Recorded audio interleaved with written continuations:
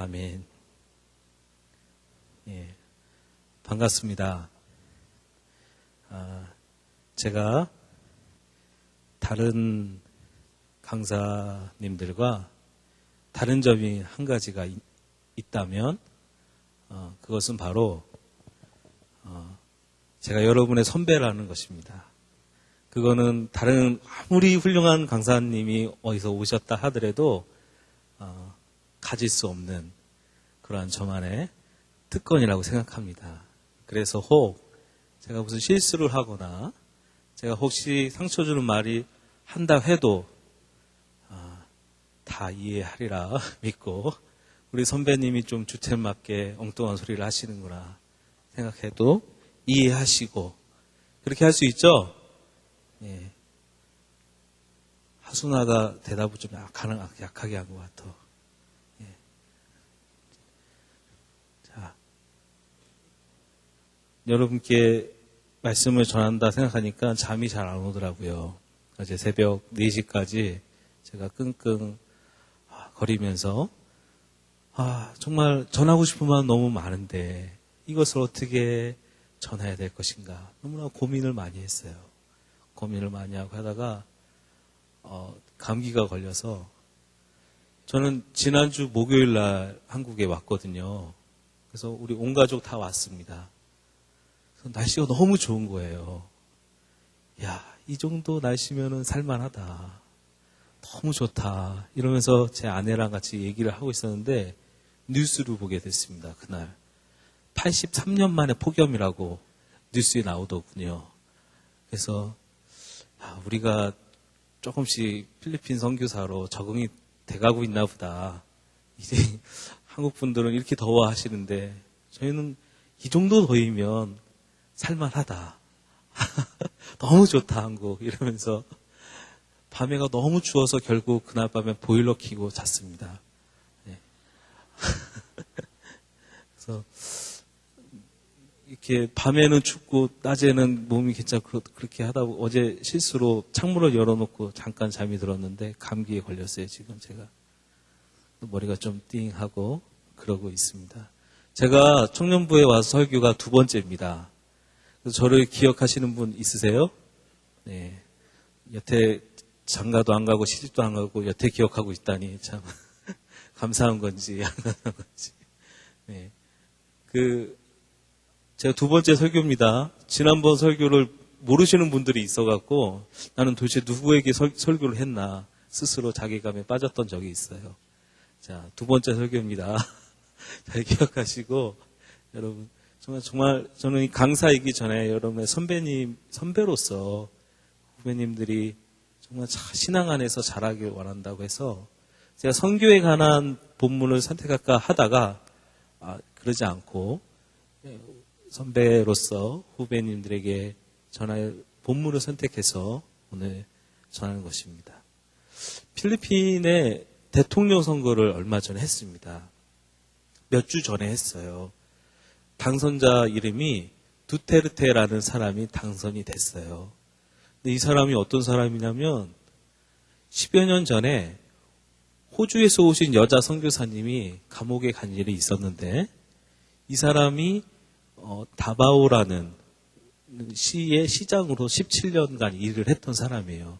그 사람이 시장으로 있었을 때 이 필리핀은 가난해서 그렇지 이 제도는 우리나라보다 훨씬 앞서져 있습니다. 우리나라 지방자치제가 있기 전에도 몇십 년 전부터 지방자치제를 해갔고요. 그 시장이 갖고 있는 힘이 좀 세요. 우리나라 시장보다 더 막강할 것 같아요.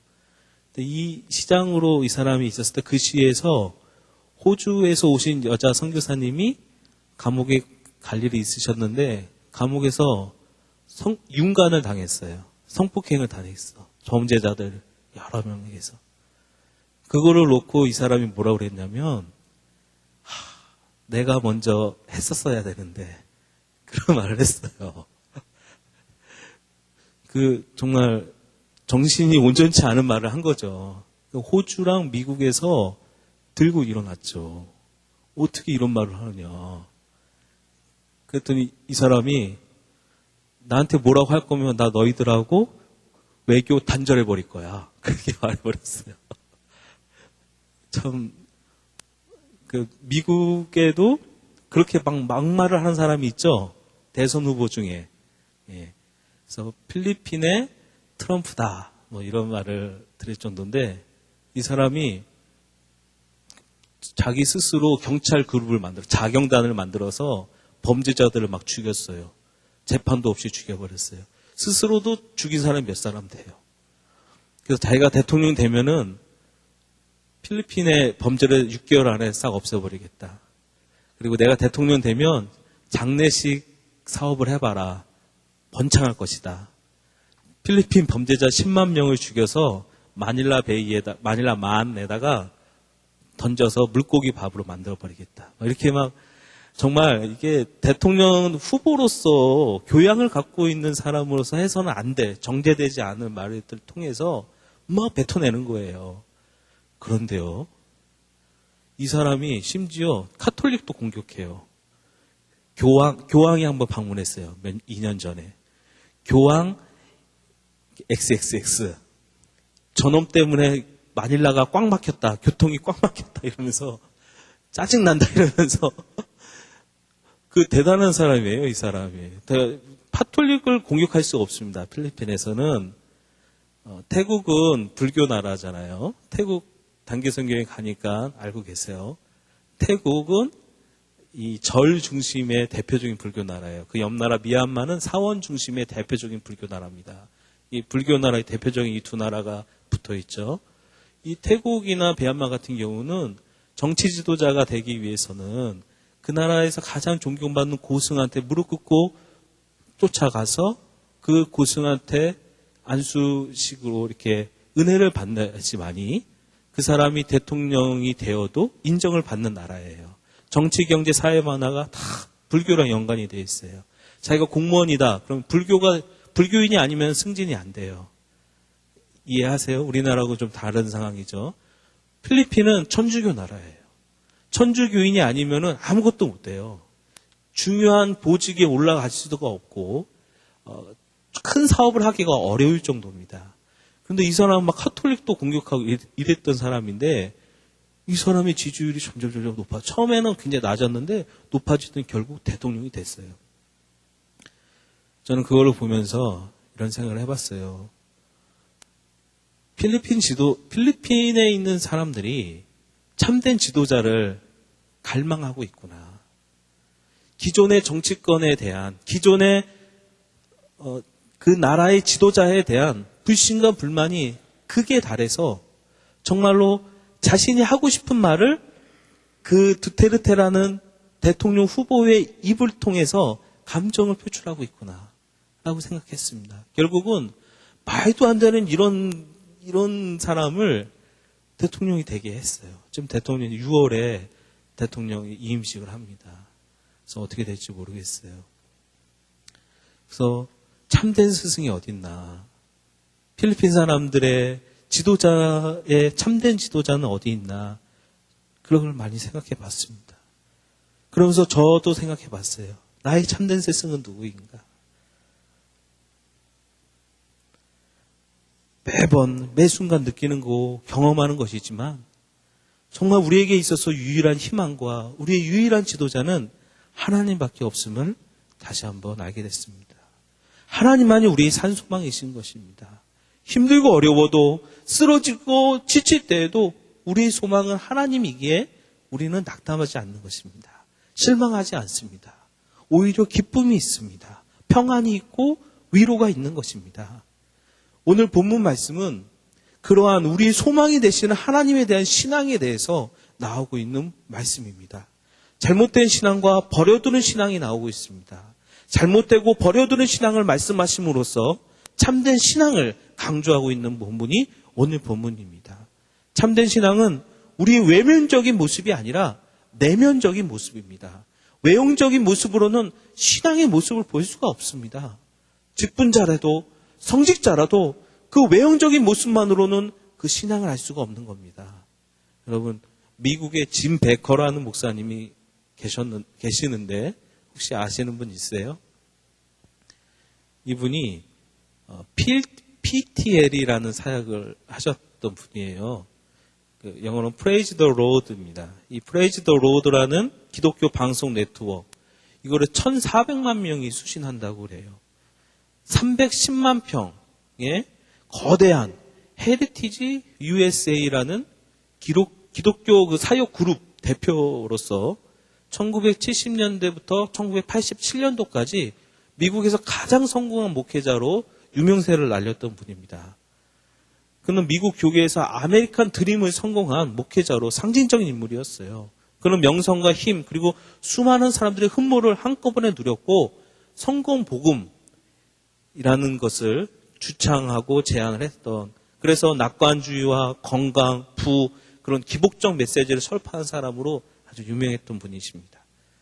그의 주가가 이 최고로 달했던 것이 1987년도였는데 그때 무슨 일이 터졌냐면 자기 교회 비서인 제시카 한과 성추문이 났습니다.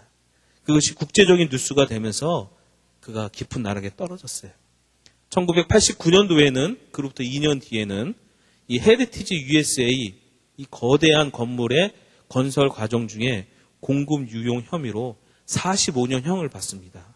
그래서 감옥 생활을 하게 되고요. 이 공금 유용 혐의는 벗어졌지만 그동안의 4년 6개월 동안의 감옥 생활은 할 수밖에 없었던 것입니다. 짐 베커 목사님이 감옥에서 회개하고 새 사람이 되었어요. 출소 후에 몇 년간 소외계층을 위해 봉사활동을 했고요. 1998년도에는 다시 재혼을 해서 그 아내와 같이 다시 TV쇼를 지금 진행하고 있습니다.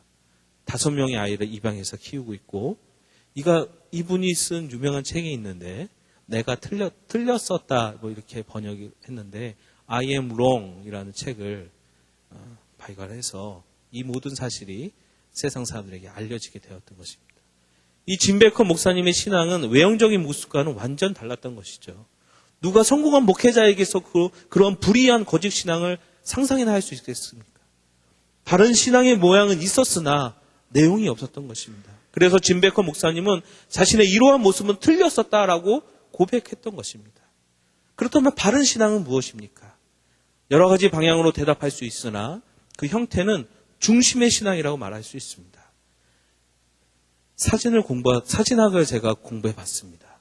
그랬더니 거기 심도라는 단어가 나오더라고요. 피사계 심도. 이 심도라는 것은요, 사진을 찍으면은 내가 만약에 이 앞에 있는 이쁜 자매에다가 초점을 맞추고 찍으면은 그 뒤에 있는 멋있는 형제는 제대로 안 나와요. 초점이 그 자매에만 가 있는 거예요. 그런 경우는 심도가 깊다 이렇게 표현합니다. 그럼 반드시 심도가 얇게 해야 된다 그러면은 어떻게 되냐면 사진 전체가 다 초점이 잘 나와요. 그 대신 강조하고 있는 부분이 없어지는 거죠. 그게 심도가 얇다요. 우리 자동 카메라는 이 심도를 조정할 수 있는 게 없어요. 휴대하기 편한 자동 카메라는 심도를 얇게 조정을 해놨습니다. 고정을 해놨어요. 그래서 자동 카메라로 찍으면은 사진은 다 선명하고 깨끗하게 나오지만 어느 특정 부분을 강조하거나 이러기는 어렵죠. 그래서 이 비싼 카메라들은 그 수동으로 내가 심도를 조절할 수 있게끔 해놨어요. 그게 심도예요. 근데 이 심도를 생각해 보면서 제가 무엇을 생각했냐면 우리의 바른 신앙을 갖기 위해서 이것을 설명하기 위해서는 이 심도라는 개념이 잘 들어맞는다. 그렇게 생각을 했던 것입니다. 우리 바른 신앙을 갖기 위해서는 여러 가지 요소가 있습니다. 그런데 우리는 그러한 여러 요소들 중에 몇 가지만 집중해도 다른 것들을 포괄할 수 있습니다. 즉, 심도 있게 3가지만 집중하면 다른 것들도 사진에 다 나오듯이 우리의 신앙을 이렇게 대변할 수 있게 되는 것이에요. 즉, 사진에 다 나오지만 강조하고 있는 부분만 우리가 강조를 하고 나머지 부분도 나오지만 조금 흐릿하게 나오지만 사진에 나오는 것처럼 우리가 특별히 3가지에 집중을 하면 우리의 전체의 신앙을 포괄할 수 있다라고 생각해 보는 것입니다. 그 3가지가 무엇이냐? 첫 번째는 하나님 중심의 신앙입니다. 현대 사회를 살아가는 그리스도인들에게 가장 공격이 되고 위협이 되고 있는 사상 두 가지가 있습니다. 그게 뭔지 아세요? 첫째는 후기 현대주의 사상입니다. 포스트 모더니즘 들어봤죠? 너도 좋고 나도 좋고예요. 너도 인정하고 나도 인정하고, 불교도 인정하고 이슬람도 인정하고 기독교도 인정하고. 이해 가세요? 이게 후기 포스트 모더니즘의 아주 대표적인 사상입니다. 이 사상이 우리 정치, 경제, 사회 전반 분야에 지금 각 학문에 이 사상에 의해서 학문이 지금 발전하고 있는 추세예요. 우리 신학계도 이걸 공격을 당하고 있어요. 이슬람을 통해서도 구원받고, 천주교에서 구원받고, 불교에서도 구원받고, 기독교에서도 구원받고, 서로 종교를 인정, 너도 인정, 나도 인정, 서로 사이좋게 지내자. 맞는 말일까요? 겉보기에는 맞게 보이지만 이게 진리와 맞닥뜨려질 때는 우리는 용인할 수 없는 것입니다. 우리는 오직 예수예요. 그래서 오직이란 단어를 붙이는 것입니다. 오직 성경입니다.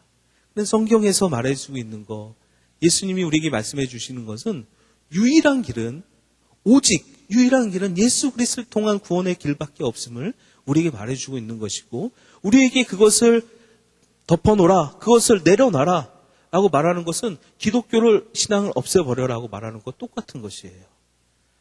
그렇기 때문에 이런 것은 말장난, 언어유희라고 합니다. 우리 신앙을 내려놓고 다른 종교인과 손을 잡을 수는 없어요. 근데 다른 종교인과 손을 잡으려면 우리 진리를 내려놔야 돼요.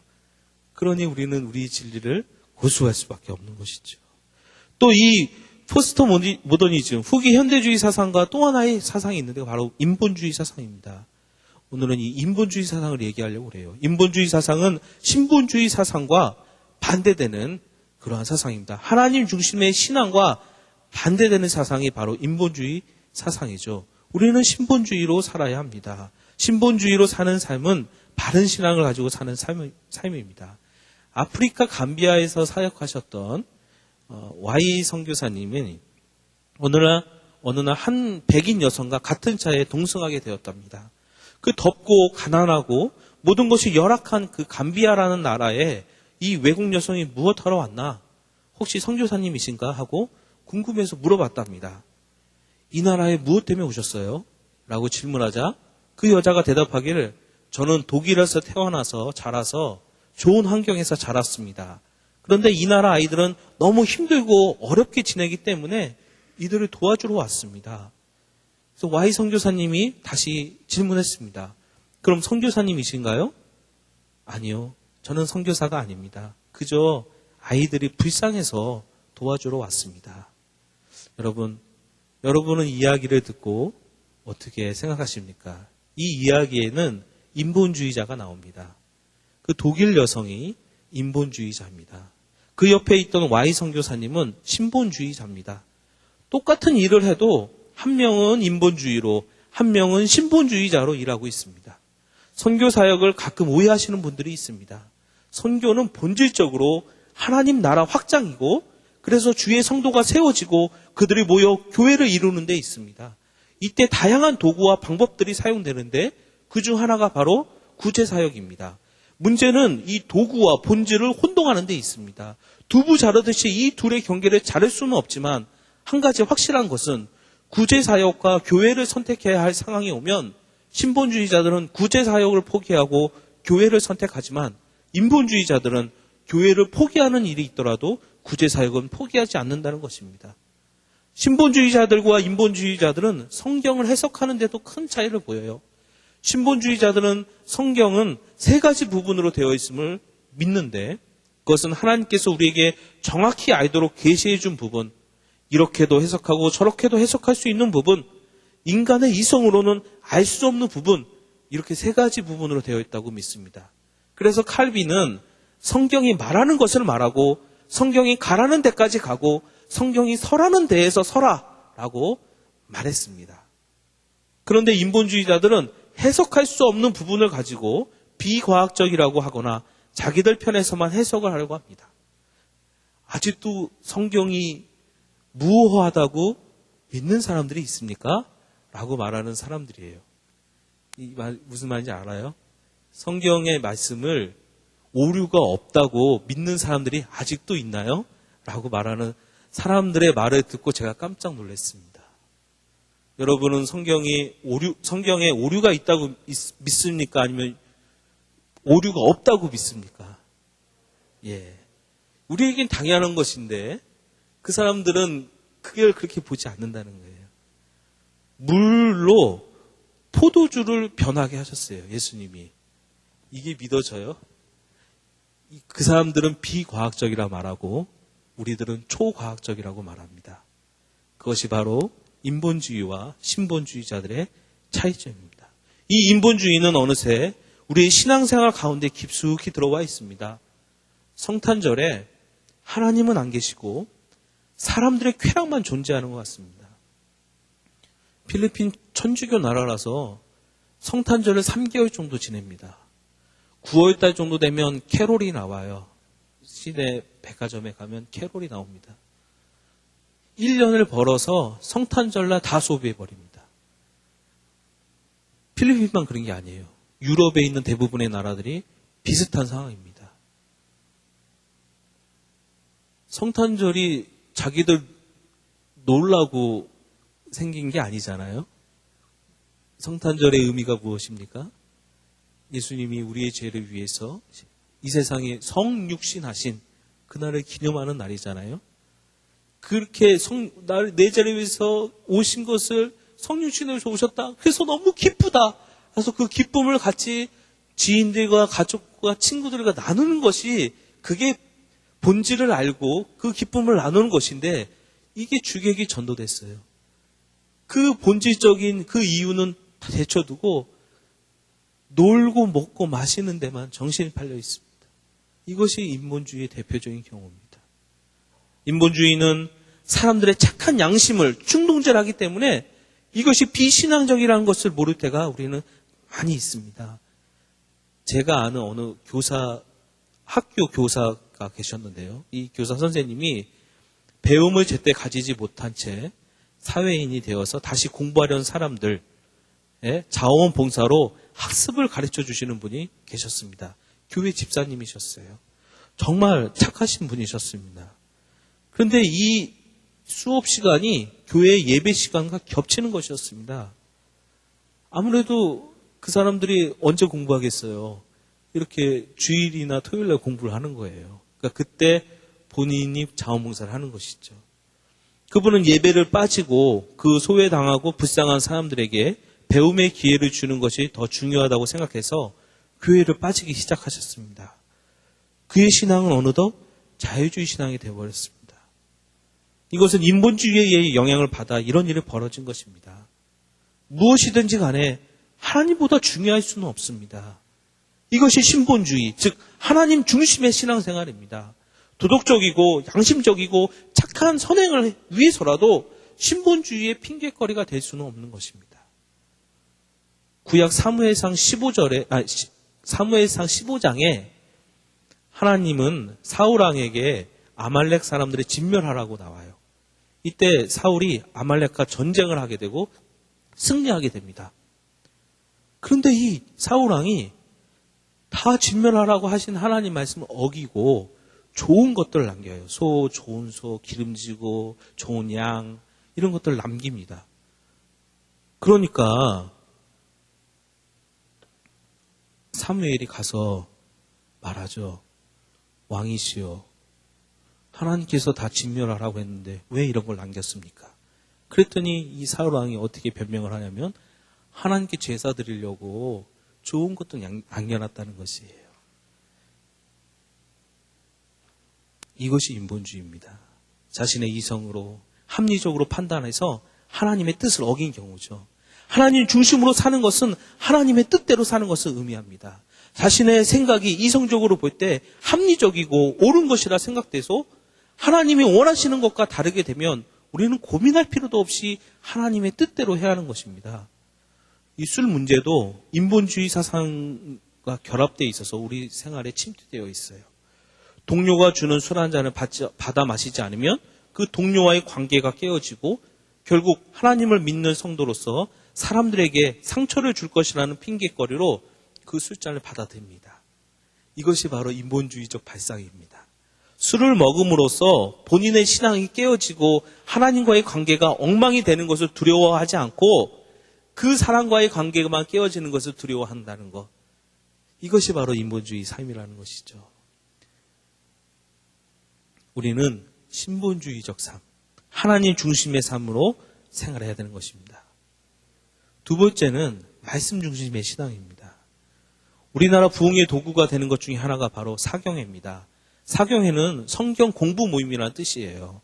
1900년도 초에 부흥에 결정적인 역할을 한 게 바로 이 사경회입니다. 잘 아다시피 1907년도에 평양에서 대부흥이 운동이 있었다고 하잖아요. 그때 그 시발점이 된 게 평양남도의 남자 겨울 사경회 때부터 시작된 것입니다. 말씀을 묵상하고 연구하는 그때 성령 하나님께서 조명하심으로써 말씀을 깨닫게 되고 그 알게 된 그 말씀을 의지해서 생활하는 것이 바로 우리의 신앙 성도님들의 신앙생활이었고 지금도 물론 그렇게 말씀을 사모하면서 묵상하면서 공부하고 있는 것이에요.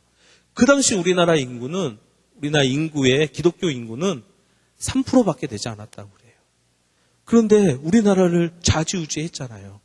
우리가 알고 있는 대표적인 그 당시에 우리는 민족의 지도자들 90% 이상이 기독교인이었습니다. 어떻게 그런 일이 가능합니까? 여러분, 국회의원 되려고 막 우리가 열심히 사람들이 난리를 치잖아요. 왜 국회의원이 되려고 하죠? 국회의원이 뭐가 그리 대단합니까? 사무실도 조그만 것밖에 안 나오고 뭐 그렇게 대단합니까? 근데 왜 그걸 그렇게 하려고 하죠? 그것은 바로 국회의원이 갖고 있는 영향력 때문에 그러세요. 국회의원이기 때문에 처리할 수 있는 많은 일들이 있는 거예요. 그 사람에게 주어진 의무와 책임은 없어요. 하지만 국회의원으로서 갖고 있는 영향력으로 그 모든 사건을 해결할 수 있는 것이에요. 그래서 국회의원이 서로 되려고 해요. 왜 그런 국회의원이 그런 영향력을 갖게 되죠? 군대에서요.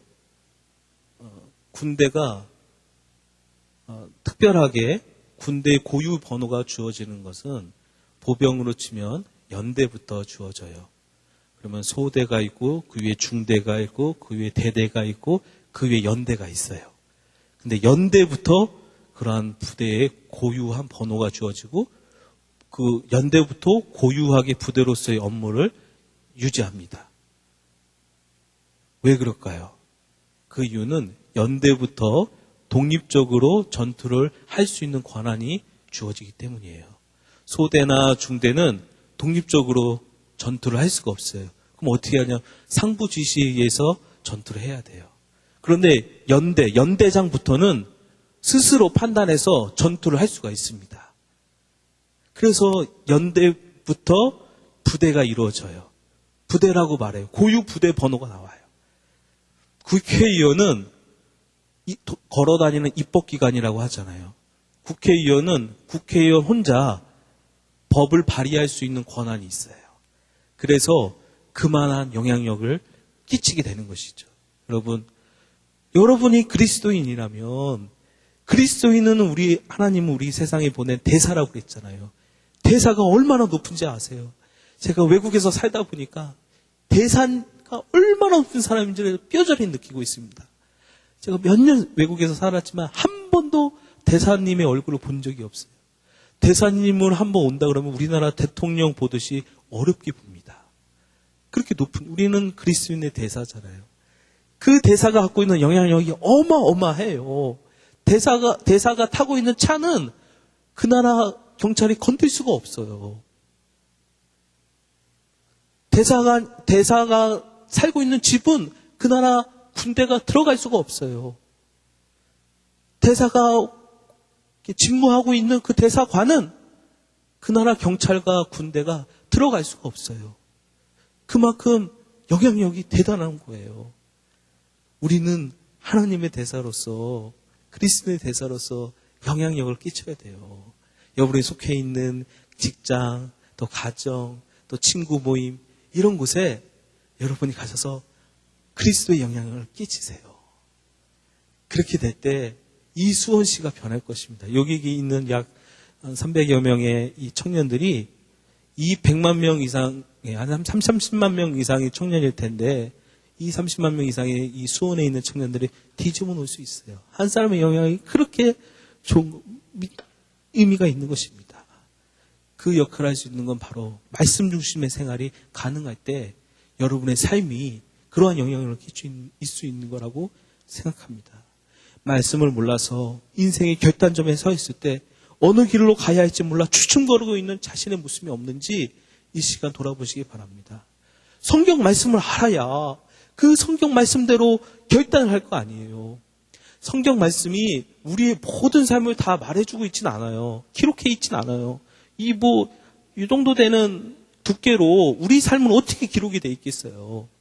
그런데 성경은 우리 삶이 어떻게 가야 될지, 우리 삶이 어떤 방향으로 가야 될지, 어떠한 원리로서 우리가 이런 가치를 가지고 어떤 것을 결정해야 될지를 알려주는 그런 원리와 진리가 이 안에 담겨져 있어요. 그런 의미에서 성경은 우리의 모든 삶을 기록해주고 있다라고 말해도 과언이 아니고 맞는 말이 되는 것입니다. 그래서 성경을 알아야 돼요. 내가 중요한 결정을 해야 될 시점이 왔어요. 그런데 어느 것을 결정해야 되는 것인지 하나님의 뜻이 무엇인지를 알 수가 없어요. 그때 성경 말씀을 아는 사람은 무엇이 바른 결정인지를 알 수 있게 됩니다. 그런데 그 성경 말씀 몰라서 어떤 것이 하나님이 원하시는 것이 몰라서 잘못된 결정을 하고 버리면 가슴이 너무 아플 것 같아요. 여러분, 말씀을 연구하세요. 말씀을 아세요.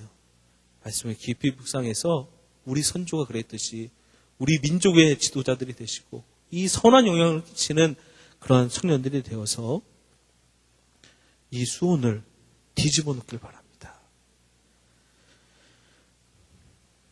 제가 필리핀에서 15년 전에 우리 청년부에서 파송을 해서 제가 컴퓨터 전문인 선교사로 있었어요. 그때 중국인 유학생이 한 명이 저한테 왔었어요. 자신의 컴퓨터를 고쳐달라고 왔었어요. 자신의 컴퓨터가 중국어로 돼 있다는 거예요. 중국어 윈도우를 쓰는데 필리핀의 그 AS 기사, 그 영어로는 테크니션이라고 해요. 영어 해도 되죠? 가끔씩 이렇게. 그 테크니션들이 이걸 못 고친다는 거예요. 왜? 중국어로 돼 있으니까 못 고친다는 거예요. 그래서 저한테 가져왔어요. 저는 뭐 할 줄 알아요. 저 중국 한자도 모르는데. 근데 제가 하도 많이 해보니까 대충 감으로 알겠더라고요. 그리고 뭐 몇 글자는 한자를 우리가 아니까 그런 걸로 유추해서 제가 고쳐줬습니다. 고쳐주고 나서 이제 복음을 전해야 되겠다 생각해서 제 성경책을 딱 보여줬어요. 성경을 아느냐고 막 물어봤어요. 난 당연히 안다고 대답할 줄 알았죠. 그래서 성경을 안다. 그래, 그럼 성경 읽어봤냐? 뭐 여기를 읽어봤냐? 이렇게 나가려고 딱 예상을 하고 성경을 아냐? 이렇게 물어봤는데 이 사람 대답이 안다고 해야 되는데 그게 아니라 모른다고 대답을 하더라고요. 성경을 모른다는 거예요. 저는 깜짝 놀랐습니다. 그 15년 전인데 아니 지금 이 시대에도 성경을 모르는 사람이 있구나. 이 사람은요, 그 당시에 필리핀에 유학을 올 정도면요, 필리핀이 아니라 중국 밖으로 공부를 올 정도의 유학생이면요, 중국에서는 굉장히 유력한 집안의 자제라는 거예요. 제가 15년 전에도 선교사 비자를 못 받아서 학생 비자를 받느냐고 필리핀의 대학원에서 공부를 잠깐 했었어요. 그때 같이 공부한 그 학생이 중국인 학생이 있었는데 그 중국인 학생 부모님이 중국의 어느 시의 시장님이셨어요. 그러니까 그렇게 유력한 학생들이 오는 거예요. 지금도 중국에서 유학 오는 학생들은 다 유력한 집안에서 올 수밖에 없어요. 그 서민들은 이렇게 나오기가 힘든 상황일 것입니다. 근데 이 양반은 유력한 집안에서 잘 컸어. 이렇게 와서 했는데 이렇게 세상 돌아가는 것도 잘 알 것 같은데도 성경을 모른다는 거예요. 그만큼 모른다는 거예요. 그래서 성경을 제가 알려주고 복음을 전했던 기억이 있습니다.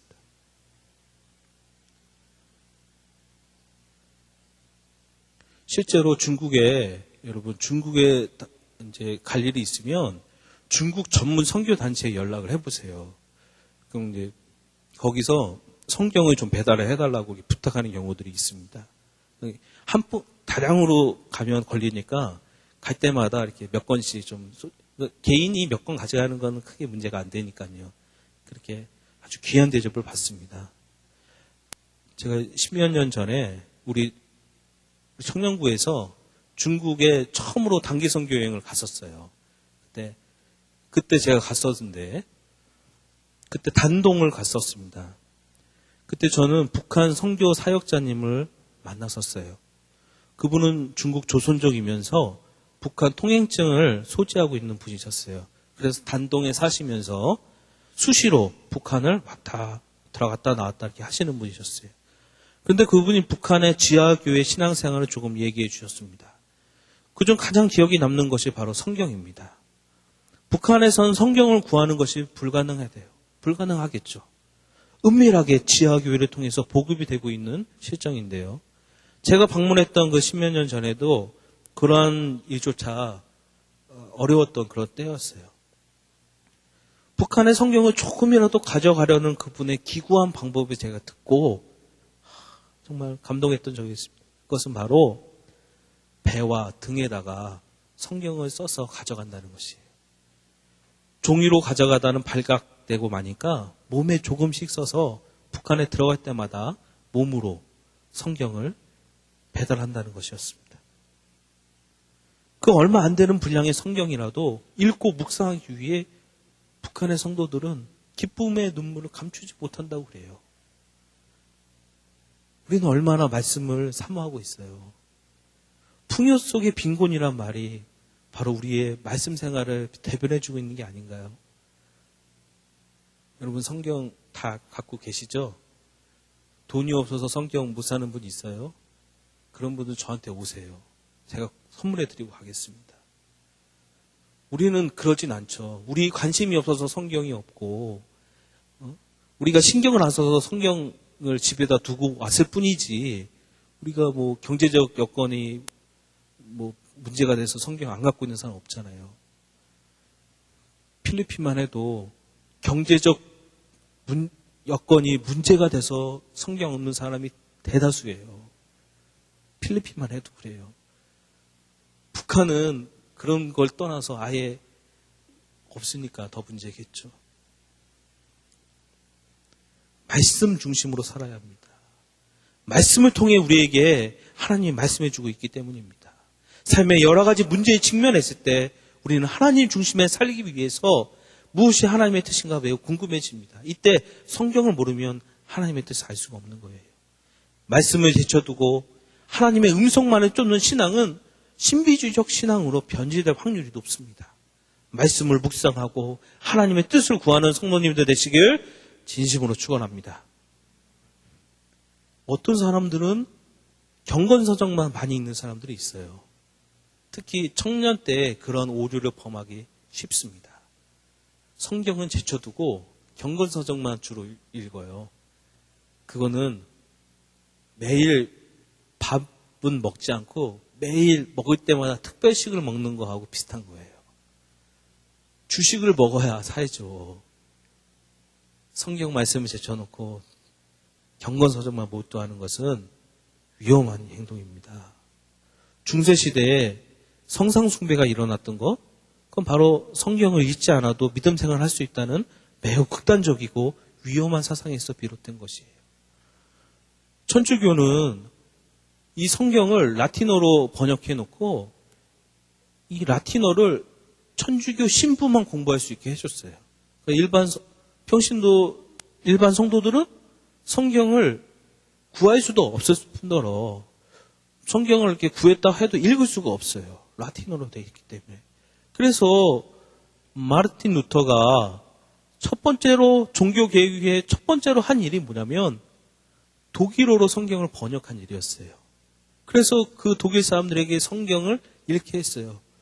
성경을 직접 독일어로 읽어보니까, 성경을 알게 되니까 자신들이 갖고 있었던 것들이 잘못된 교리였구나를 알게 되는 것이죠. 그러니까 종교개혁이 성공할 수밖에 없게 되는 것이었습니다. 그때는 신부가 성경을 읽고 신부가 해석해 줘야지만이 그 뜻을 그러니까 뭐 이렇게 해석하나 저렇게 그 신부 마음이었던 것이에요. 제 삶 속에서 공부 때문에 가장 기뻤던 적이 있다면 저는 이 총신대 신대원을 준비하면서 공부했던 4개월의 시간이에요. 그때 그 간증하려면 정말 몇 시간짜리 간증이에요. 제가 말할 수는 없지만 하여튼 제가 베트남에서 직장생활 하다가 그 사표 내고 한국에 왔을 때 집에서 쫓겨났어요. 신학한다고 제가 사표 내고 왔습니다. 쫓겨났다고. 그래서 갈 데가 없어서 전전긍긍하고 있을 때 하나님이 기적적으로 저에게 살 집을 허락 주셨어요. 그래서 그 집에 얹혀 살면서 제가 공부를 했어요. 4개월밖에 안 남았더라고요. 신대원이. 4개월간 공부하는데 성경만 공부했어요. 여기 계신 목사님, 전도사님들을 우습게 볼 게 아니에요.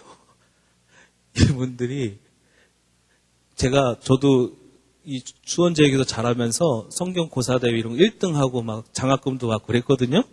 성경을 많이 한다고 생각했어요. 그런데 신대원 입시 예전에 기출됐던 문제를 풀어보니까 50문제 중에 2문제 맞히겠더라고요. 2문제. 야, 신대원을 준비하는 사람들의 모임이고, 심지어는 학원도 10군데나 있어요. 우리나라 전국적으로. 대학원 준비하는 학원이 있더라니까요. 네, 참. 그래서 제 친구 되는 안창선 목사님이 저보고 거기 가보라는 거예요. 시간이 얼마 안 남았으니까. 가봤더니, 와, 이분들이요, 성경을 거의 모세 오경하고 사복음서 정도는 외우다시피 공부하고 있더라고요. 마태복음 5장, 그럼 마태복음 5장에는 무슨 내용이 나옵니다.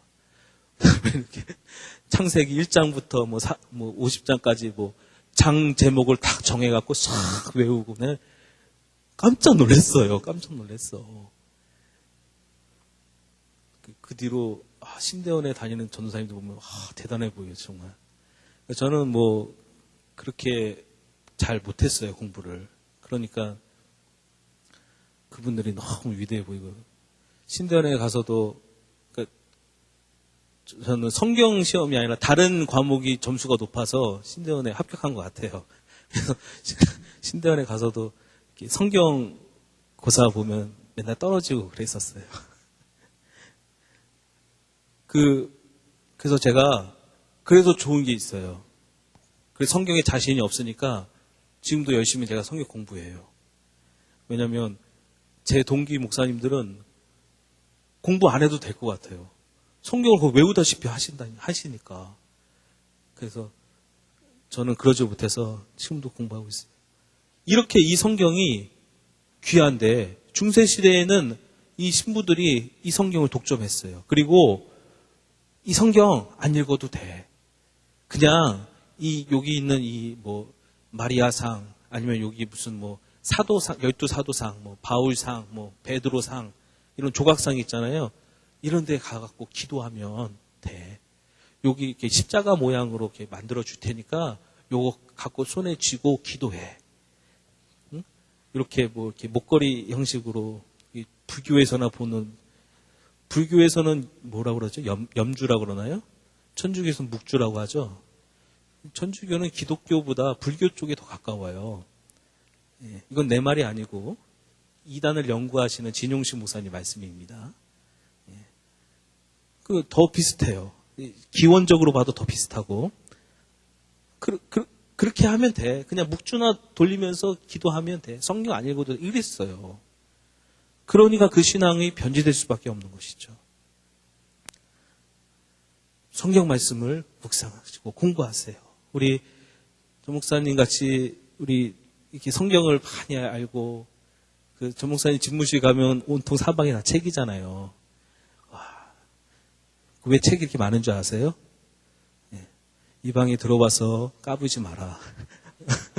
내 말이 곧 다 교리다. 이런 그런 말이에요. 그러니까 지금 제가 농담으로 웃으라고 한 소리고, 예. 이렇게 책을 보고 연구하고 이런 분 많이 없습니다. 목사님들 중에도 훌륭한 목사님 밑에서 여러분 잘 신앙생활하고 있는 것이라고 저는 확신합니다. 내 삶을 말씀에 맞춰 사는 것이 아니라 바로 말씀 중심의 삶이란 말씀에 맞추어서 내 삶을 맞추어서 하는 게 말씀 중심의 삶입니다. 마지막으로 세 번째는 교회 중심의 신앙이에요. 교회 중심으로 산다는 것은 우리의 생활의 중심이 교회가 되어야 한다는 것을 말합니다. 전국 기독 학생 연련의 생활 원리도 하나님 중심, 말씀 중심, 교회 중심인데 이 중 교회 중심을 이렇게 말하고 있습니다.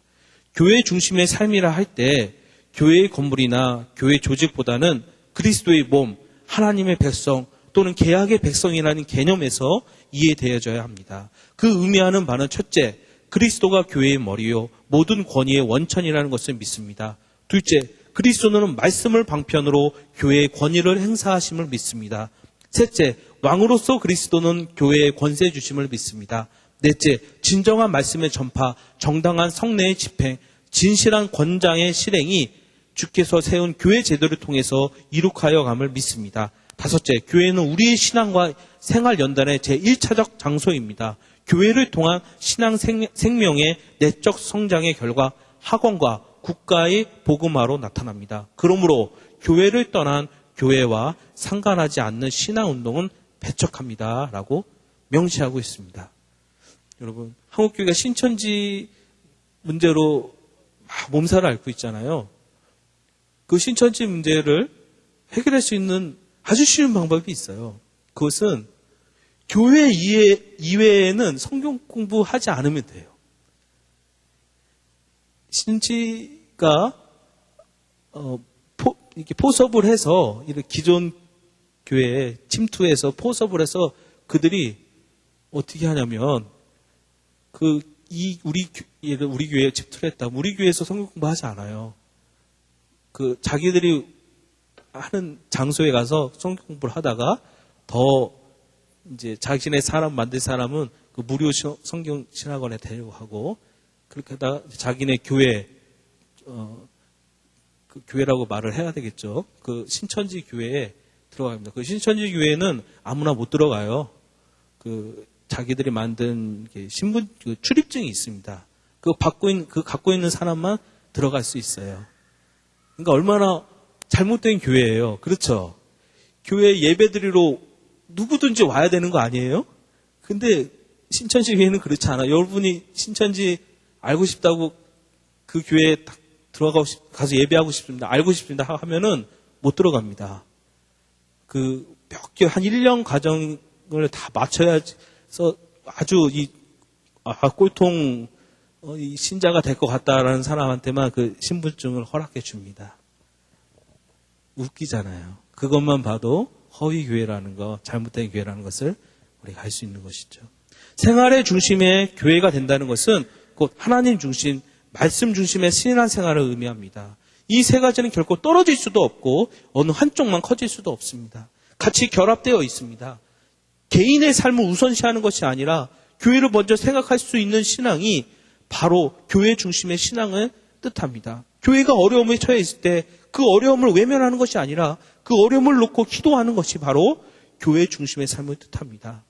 교회 중심의 신앙은 교회의 문턱을 낮추게 합니다. 교회에 오는 것이 짐 드나들듯이 편안하고 쉬워지는 것입니다.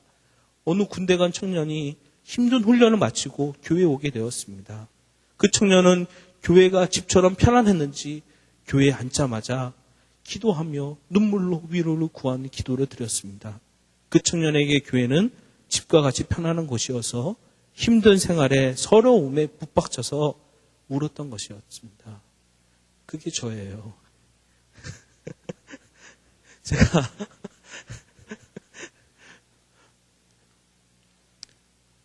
제가 대학생 때 ROTC를 했습니다. 근데 저는 정말 잘 모르고 들어가니까 얼마나 그냥 훈련을 심하게 시키는지 정말 눈물이 나오는 거예요. 이건 대학생의 삶도 아니요. 뭐 장교의 삶도 아니요. 완전히 제가 생각해도 그런 삶이 아니에요.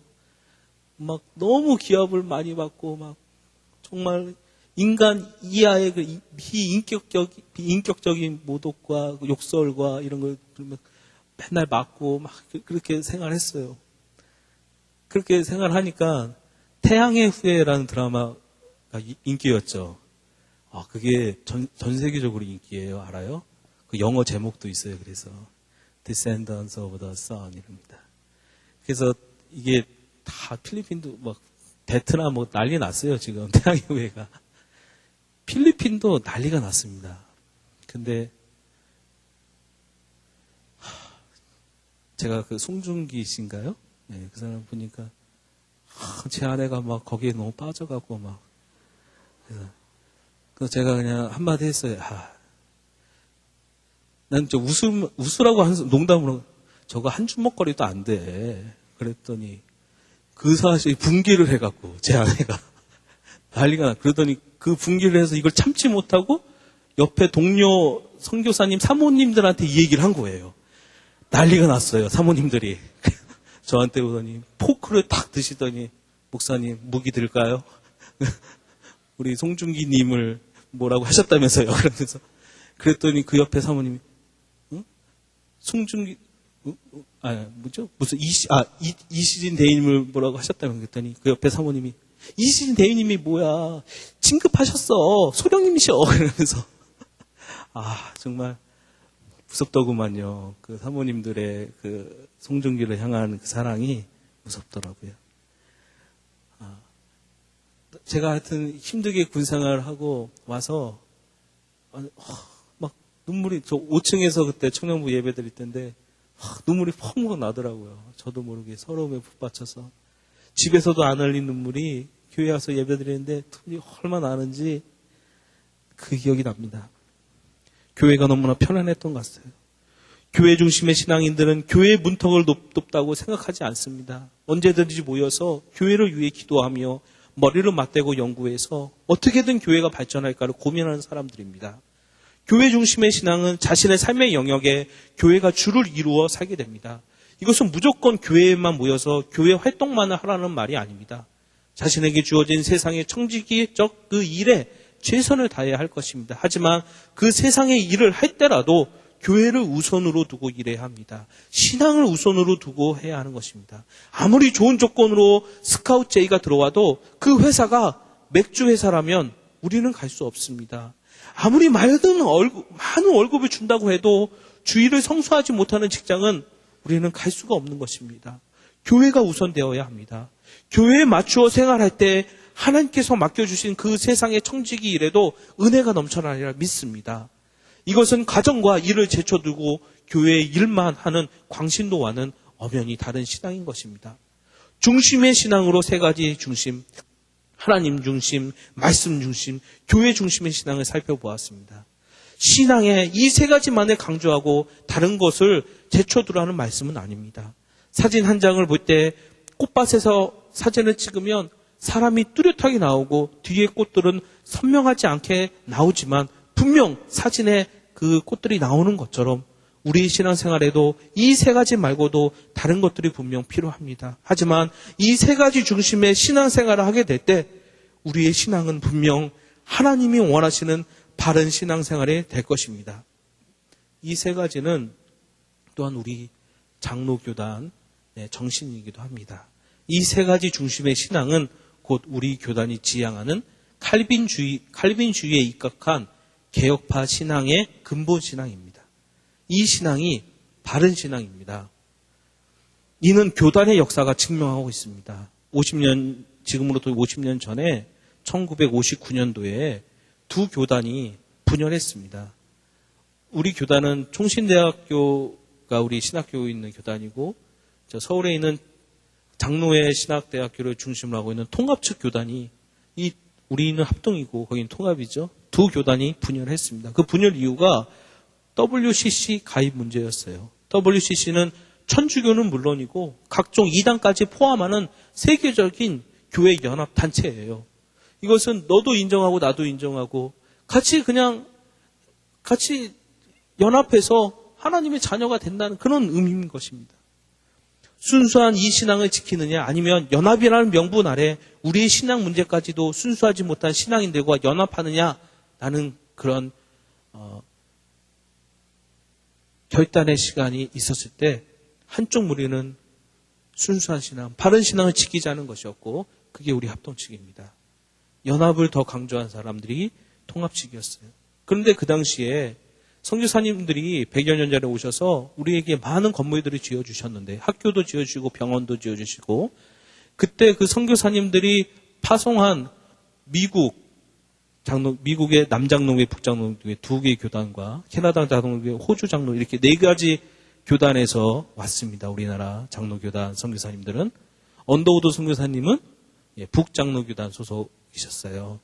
이렇게 4개 교단에서 왔는데 이 4개 교단이 주로 그 교단들이 WCC에 가입하자는 교단들이었어요. 그러니까 이 선교사님들이 자기가 파송한 교단 쪽으로 갈 수밖에 없었던 것이에요. 그러니까 이분들이 이 재산들을 전부 다 이 통합 측 교단에다가 주고 간 거예요. 우리 그 당시 분열할 때 합동 측은 굉장히 왜소한 교단이었어요. 몇 명 안 돼요. 여러분 생각해 보세요. 연합을 강조하자는데 같이 신앙생활 하자는 게 얼마나 좋아요. 언뜻 보기에 너무 좋은 제안이잖아요. 그러니까 사람들이 다 글로 가는 거예요. 그런데 50년이 지났습니다. 지금은 어떤지 아세요? 우리 합동교단이 통합교단보다 더 큰 교단이 되었습니다. 그 당시에는 비슷한 수준으로 갈라진 게 아니라 거의 다 통합이었어요. 우리 합동은 조그만 교단이었는데 순수한 복음을 50년간 지킨 결과 우리가 더 부흥한 교단이 되었던 것이죠. 이게 교단의 역사가 얼마나 이 신앙을 지키느냐, 바른 신앙을 지키느냐, 안 지키느냐의 결과를 증명하고 있는 것입니다. 오늘 본 말씀은 바르지 못한 신앙인의 모습이 나오고 있어요. 그런 신앙 모습이 되는 것이 아니라 본문 마지막 절인 25절에 주는 곧 영원히 찬송하이시로다 아멘이라고 결론 내리듯이 우리의 신앙은 어떤 일을 겪고 어떤 일을 당하든 결론은 주님을 찬송하는 바른 신앙이 되기를 진심으로 바라겠습니다. 이 신앙을 위해 하나님 중심, 말씀 중심, 교회 중심의 신앙으로 삶 속에서 신앙생활 하시기를 진심으로 축원합니다. 저는 여러분들에게 진심으로 강조하고 싶은 것은 바르게 신앙생활하라는 것이에요.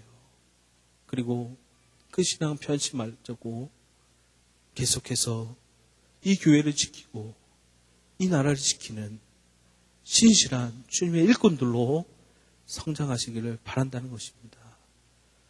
그래서 이러한 신앙생활을 계속 유지하고 견지해 나가셔서 정말 멋있는 주님의 일꾼들이 되시기 바랍니다. 우리 수원제일교회는 정말 역사와 전통이 있는 제일교회예요. 이 수원시를 이끌었던 그러한 교회입니다. 우리 수원시 청년부에서 배출한 인재들이 얼마나 많은지 몰라요. 정말 여러분 그런 분들을 한번 홈커밍 데이에서 한번 모셔갔으면 좋겠어요. 정말 훌륭한 분들이 많습니다. 또 이 수원시의 많은 교회들이 우리 교회에서 갈라져 나간 교회들이 많이 있어요. 또 큰 교회 담임하고 계신 목사님들이 대부분 우리 교회 출신 목사님들이 많아요. 우리가 그것을 잊지 말고 항상 그 신앙을 견지하고 나가시길 바랍니다. 우리 다 같이 한번 찬양했으면 좋겠어요. 그 사랑 얼마나 다 표현. 우리 찬양단도 같이 한번 나오셔서 찬양했습니다. 다 표현 못해도 나 표현하리라. 다 고백 못해도 나 고백하리라.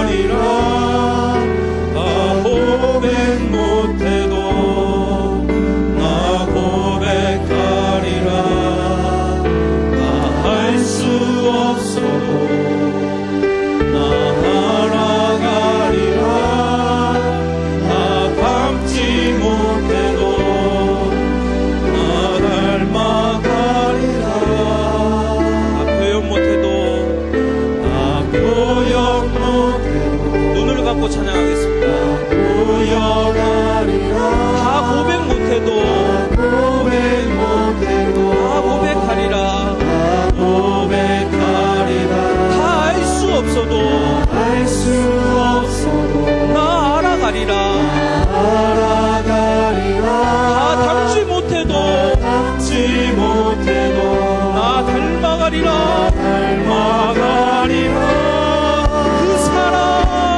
그 사랑 얼마나 아름다운지, 그 사랑 얼마나 날 부욕해 하는지, 그 사랑 얼마나 크고 놀라운지, 그 사랑 얼마나 나를 감격하게 하는지, 그 사랑 얼마나 아름다운지 생각했습니다. 그 사랑 얼마나 아름다운지, 그 사랑 얼마나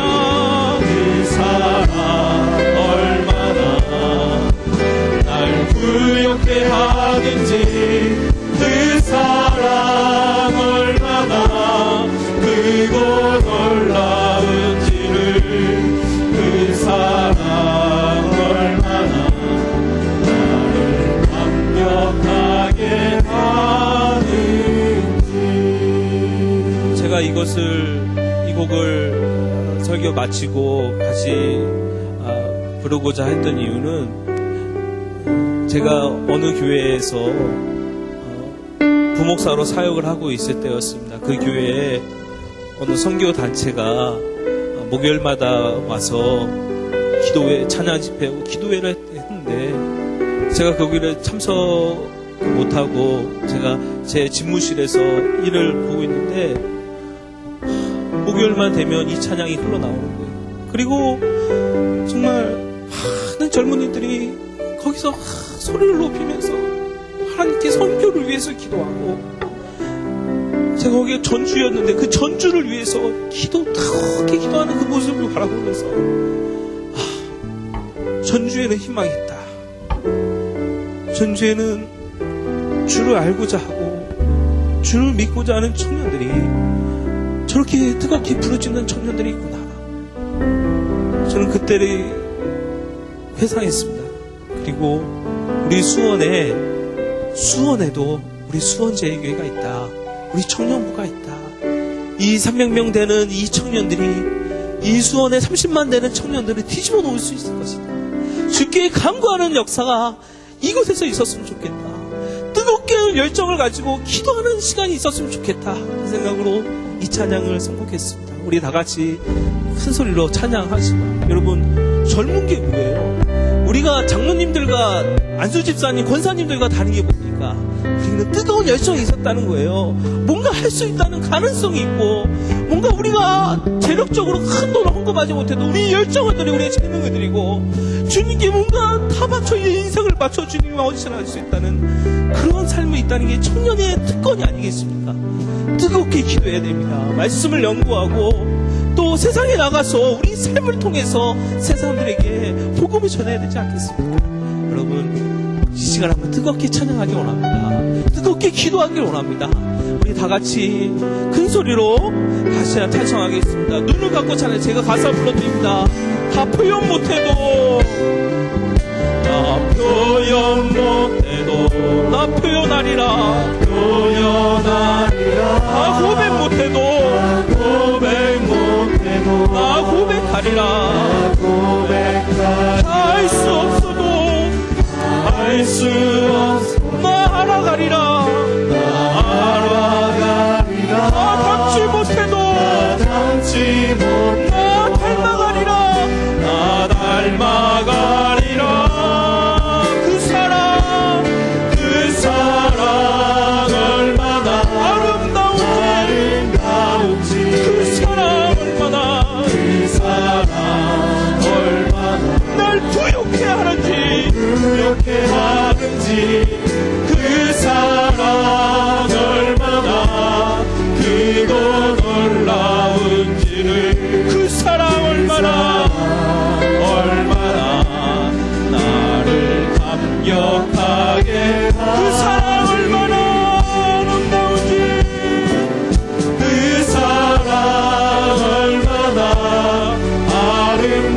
놀라운지 그 사랑 얼마나 그 사랑 얼마나 날 부욕해 하는지 그렇게 하는지 그 사랑 얼마나 크고 놀라운지 그 사랑 얼마나 그 사랑 얼마나 나를 감격하게 하는지 감격하게 하니 이 시간에 우리 다 같이 한번 기도했으면 좋겠습니다. 여러분 정말 기도해야 돼요. 청년일 때에 기도하지 않으면 여러분 아무것도 할 수 없습니다. 여러분 내 인생에서 20대는 없었어요. 정말 저도 놀러가고 싶었고 정말 여러분 저도 세상 사람들과 같이 즐기고 다 즐기고 싶었어요. 근데 그럴 수 없었습니다. 내 인생을 하나님께 맡기기 위해서 하나님의 거이 되기 위해서 그 모든 걸 내려놨습니다. 여러분 기도하지 않고 우리가 뭔가를 할 수 없습니다.